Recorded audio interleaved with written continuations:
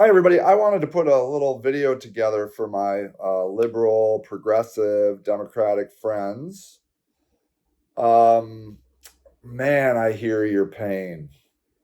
Um, Doing this work with homeless people has just tuned me into feeling the suffering of other people.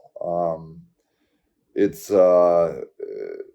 I I'm very thankful for it, but it can be very heavy. Um, but I want it because it has really helped me understand how much suffering is going on in the world, and as a upper middle class white man, how invisible most of it is for me. And so, spending time with homeless people, I oftentimes am just exposed to some of the most horrific, terrible experiences you can possibly imagine. And I'm deeply, deeply thankful for this awareness and this experience. And I'm feeling it and hearing it from you now. Early in the Trump administration, he's full steam ahead on what he promised. Immigration, the LGBTQIA stuff, cutting spending. Like, did I hear that Medicare or Medicaid was turned off yesterday or something for a while? He delivers on his promises. And he did it for, he turned the courts around and got Roe v. Wade turned around. You have to admire his commitment to his promises. Um, they, for you folks, are not the promises you want. I imagine you would like a politician that would deliver on the promises that they often make. And I'm sorry to say, most of our politicians, I vote Democrat, have been disappointing in that regard. But I I want to talk about your sadness and your fear, because I hear it and I feel it, and I'm so sorry for you. I'm so sorry for your friends that are worried about deportation. I'm sorry about your families who um, are part of the LGBTQIA community and are um, justly afraid. There's just a lot of fear and sadness. And I wish you didn't have to feel that way. I deeply, deeply wish you didn't have to feel that way. But like everything, there's two sides to these issues. And I saw yesterday, I have a friend who is a Cuban immigrant, and I don't know all of his paperwork. He seems like he's got all the paperwork, but who knows, right? And I saw somebody pull up and bring him some donations. And it was so beautiful. And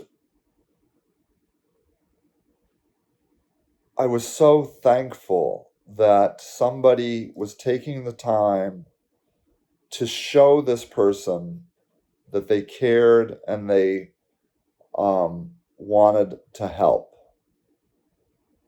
And I see it in the homeless community all the time. It's a recurring theme I talk about regularly, in that I see goodness every single day.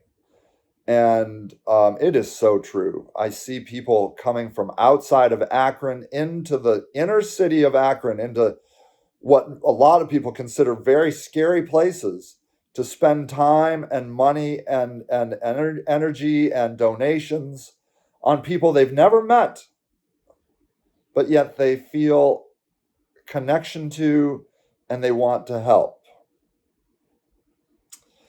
And what I want to potentially share with you is this is the way of life.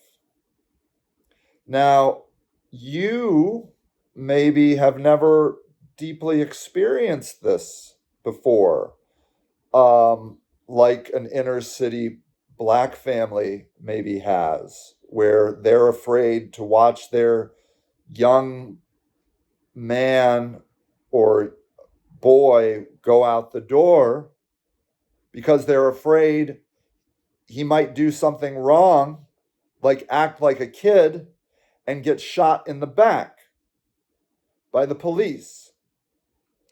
This is a reality for the Black community that has been going on for over 400 years in this country, and is going on all over the world for Black people. Black people have always been a target. And for that matter, Jews have been a target and have suffered terrible, terrible atrocities for doing nothing wrong other than believing in a certain God, and Black people having a certain tint to their skin. And so what you are feeling now potentially is maybe a new feeling for you. Or maybe you've felt it before. It depends on who you are, of course, and what your experiences are. I can't speak for everyone. But it is, if nothing else, a reminder that this is part of society. This is what society has always been, and as far as I'm concerned, as long as it's run by humans, will always be. There will be scapegoats and there will be enemies. It's how society runs. And if you have lived your life to this date and not felt that fear and hopelessness and sadness and profound existential dread, that's a great gift. But you feeling it now is also a great gift, because it connects you to the thread of humanity that weaves between different people in different times and different spaces, but it always exists. And now you are part of that thread. You are feeling the fear. You are feeling the dread. You are feeling the anger. And in a way, I'm thankful that you are feeling it, because we all need to realize that this is always part of humanity. Always has been, always will be. And what I want you to do is I want you to take care of people if you can, or take care of yourself if you are being threatened. If this immigration thing goes on, or if there's a huge backlash against the LGBT community, your time to stand up for your friends and your loved ones and your family is now. What will you do to take care of these people? What will you do to make their lives better? Or what will you accept for help? because you are the exact person they are now coming for, because they always come for someone. They always are coming for someone. It has always been the case. In America, it's been poor people and black people, but now it's immigrants and gay people and trans people. But it's just moving things around the table. The time has come for you to realize that this is the hopelessness of humanity, and yet is the opportunity to bring hope to humanity. Where your systems will fail you, people will never fail you. And you may be that person that needs to stand up and take care of the people around you that are now feeling the dread and ominous hopelessness of a system that is uncaring and cruel.